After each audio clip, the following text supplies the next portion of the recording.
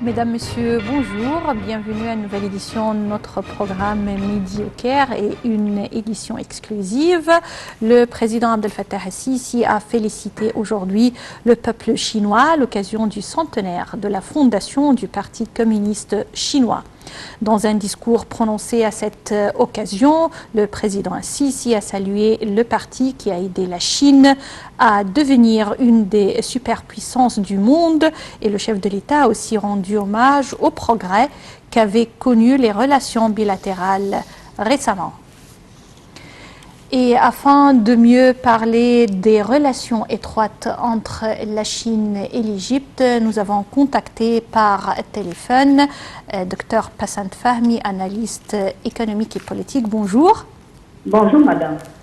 Quand on parle d'une relation étroite entre l'Égypte et la Chine, c'est une coopération surtout en ce qui concerne le niveau économique étendu sur plusieurs décennies. Comment qualifiez-vous ces relations actuellement?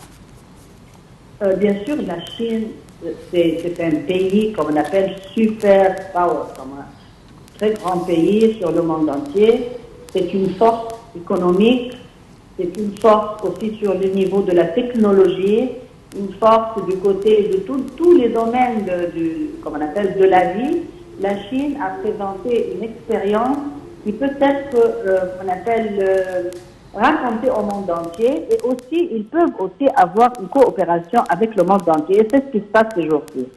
Mais quand on parle de l'Égypte spécialement, nous avons des relations qui datent depuis des décades avec la Chine, dans tous les domaines, depuis des années. C'est-à-dire que ça commence du haut barrage, avant ça aussi, il y avait les industries, et nous avons des relations sur le côté de l'agriculture, de la pisciculture, les domaines économiques, le domaine de tous les domaines. On a des relations très solides avec la Chine et ça doit continuer parce que je répète, la Chine est très avancée en ce qui concerne la technologie et le monde a tout à fait changé de telle façon que la technologie est devenue la langue du monde dans tous les domaines. Commençons par le domaine politique, économique, social, culturel, éducation, comme vous voulez.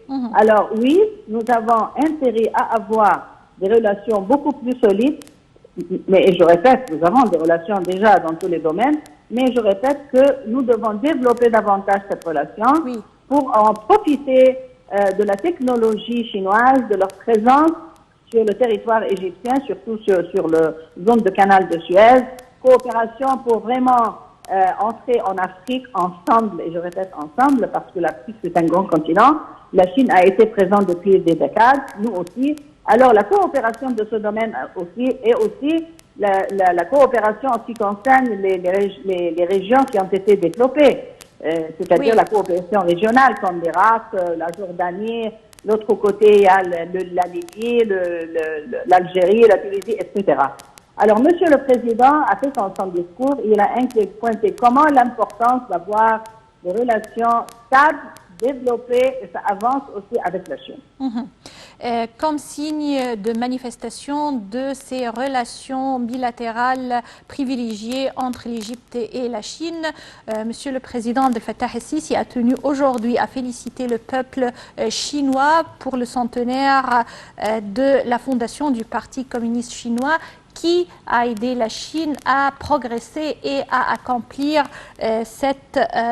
ce développement important. Et aujourd'hui également, ces relations entre l'Égypte et la Chine sont reflétées à travers plusieurs projets d'intérêt commun. Vous avez cité par exemple la zone économique du canal de Suez, mais il existe également un projet très ambitieux, celui de la route et la ceinture. Voilà. Et nous devons saluer aussi la partie en Chine parce que dans une période de 100 ans, ils ont développé un pays qui est devenu superpower, comme on appelle, sur le niveau mondial. Ça, c'est pas facile. C'est-à-dire que c'est une force mondiale remarquable qui existe, qui fait un balancement entre tous les forces qui existent maintenant sur Terre.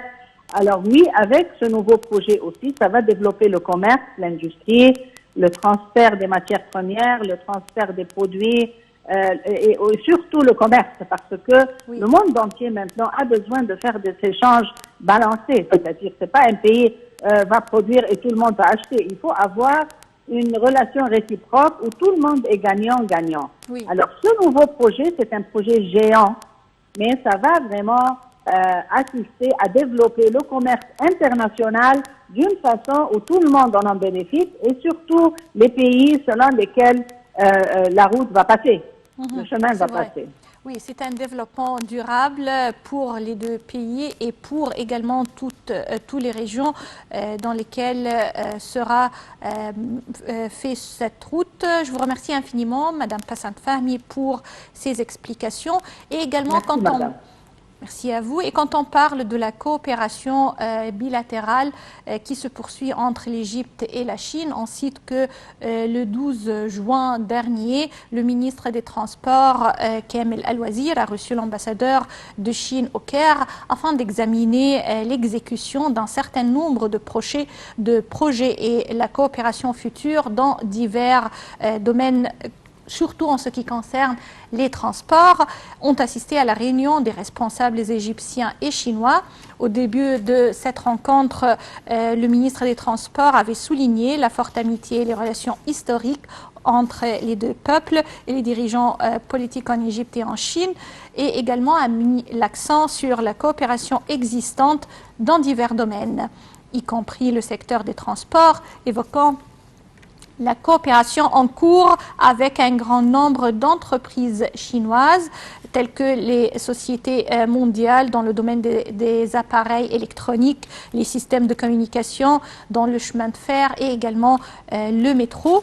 Et bien sûr, le Caire, comme Pékin, souhaite renforcer davantage la coopération bilatérale dans le domaine d'exploitation et de gestion des stations dans les ports maritimes, d'autant qu'il existe des opportunités prometteuses de coopération dans les ports de Safaga, de Damiette, de Sokhna et également de Dekhila.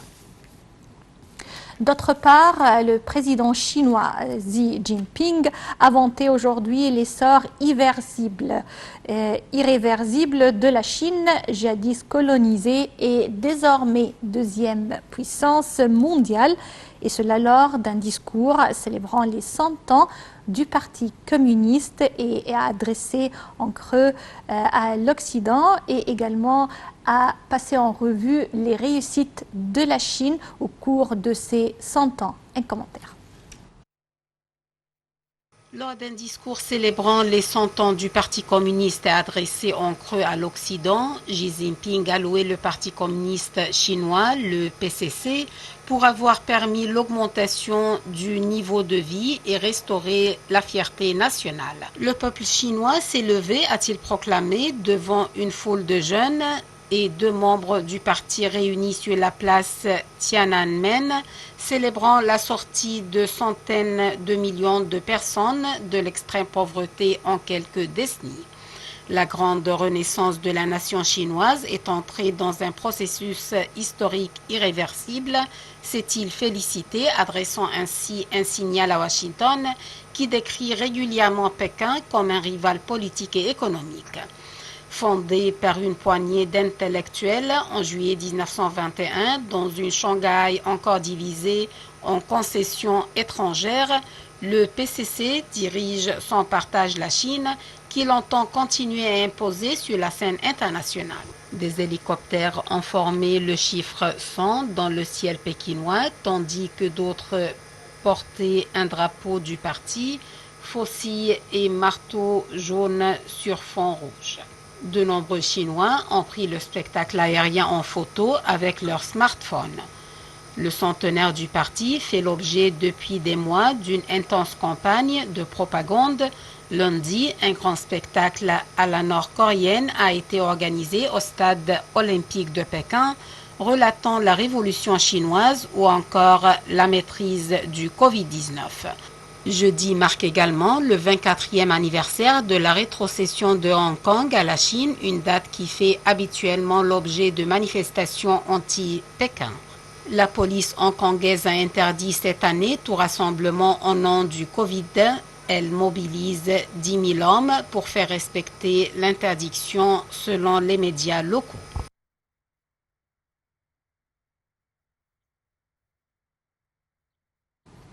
Sur le plan national, le président Abdel Fattah el-Sisi a annoncé hier que le gouvernement égyptien avait alloué 600 milliards de livres égyptiennes pour mettre en œuvre le projet national de développement de la campagne égyptienne Vie décente dans une durée de 3 ans.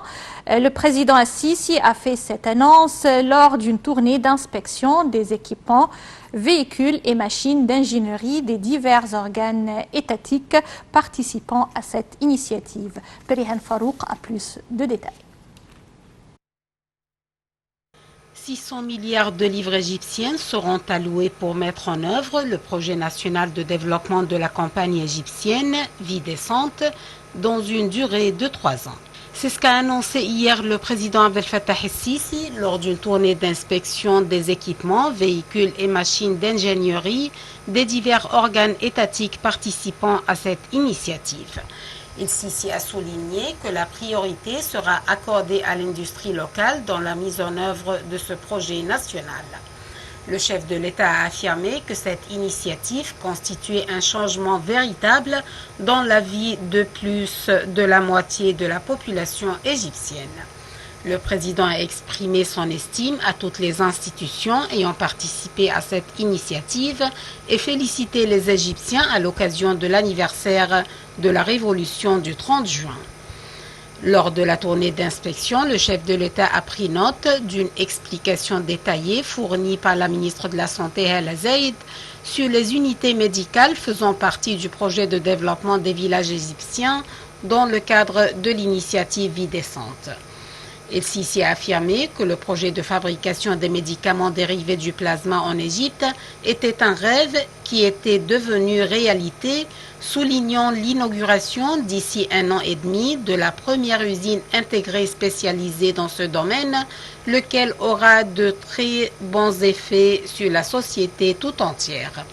Le président El-Sisi a annoncé aussi que l'État prendra en charge le traitement des nouveau-nés atteints de la dystrophie musculaire, lequel coûtera 3 millions de dollars américains pour chaque cas.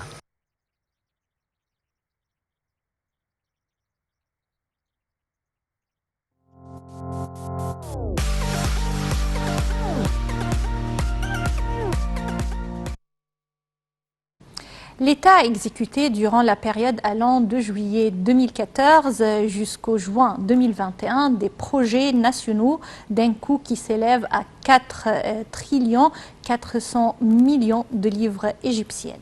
Les détails à propos de ce plan de réforme économique et commerciale à travers ce commentaire signé Perihan Farouk. La ministre du Plan et du Développement économique, Hala Zeid, a indiqué que le coût des projets mis en place et en cours d'exécution durant la période allant de juillet 2014 jusqu'au juin 2021 s'est élevé à 4,4 trillions de livres égyptiennes, confirmant le souci qu'accorde l'État à l'investissement dans les projets nationaux et de développement couvrant divers secteurs. Dans un communiqué publié mercredi, Mme El-Saïd a noté que la révolution du 30 juin avait concrétisé le choix libre du peuple égyptien et tracé un nouveau chapitre dans l'histoire politique de la nation, d'autant plus qu'elle était le prélude d'une importante renaissance économique et sociale. Durant la période précitée, des projets d'un coût de 2,4 trillions de livres égyptiennes ont été exécutés dans 22 secteurs dans les divers gouvernorats de la République, a-t-elle signalé. La ministre a ajouté que le plan d'investissement de l'exercice 2020 englobe des investissements estimés à 2 trillions de livres égyptiennes, lesquels ont contribué à l'amélioration du classement de l'Égypte dans les indicateurs de compétitivité internationale.